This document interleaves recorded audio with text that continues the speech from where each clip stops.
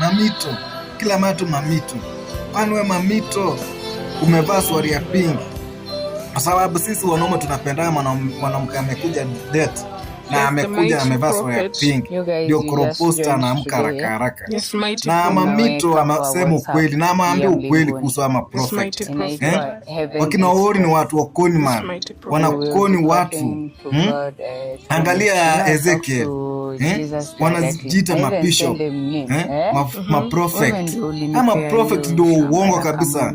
Hao ndio waliandikwa kwa Biblia. Siku ya mwisho kutakuja na maprophet wa uongo, ndio hawa sasa. Msingoje kuona wengine. Wakiona uko na shida zako wanakuja wanakutembelea juu. Wakiona uko navyo wanakunyang'anya na uponyaji fake na kuponya viwete fake hapa. Tumuenda hospitali mkaponya watu. Tumuenda hospitali mkaamusha waliokufa wakafufuka, waliokosa kutembea wakatembea. Hao ni makoni man fake kabisa. Wamechukua shida za watu ndio wanapitilia, ndio kufaidika kwao, ndio kutajirika kwao. Na wakiona tajiri mwenye ako na pesa na ako na shida, ako na ugonjwa, wanamwambia uza shamba, uza gari.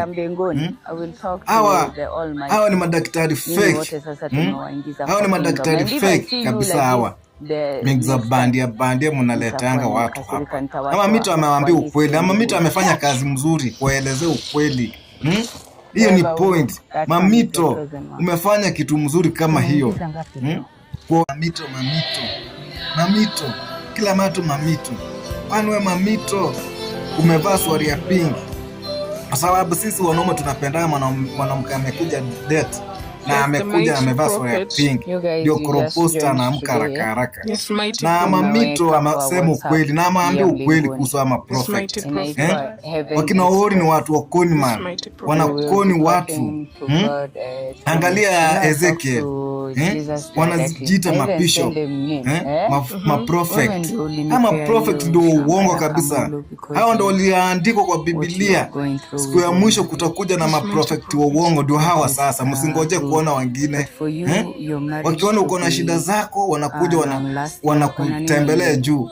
Wakiona uko navyo wanakunyang'anya na uponyaji fake na kuponya viwete fake hapa. Tumuenda hospitali mkaponya watu.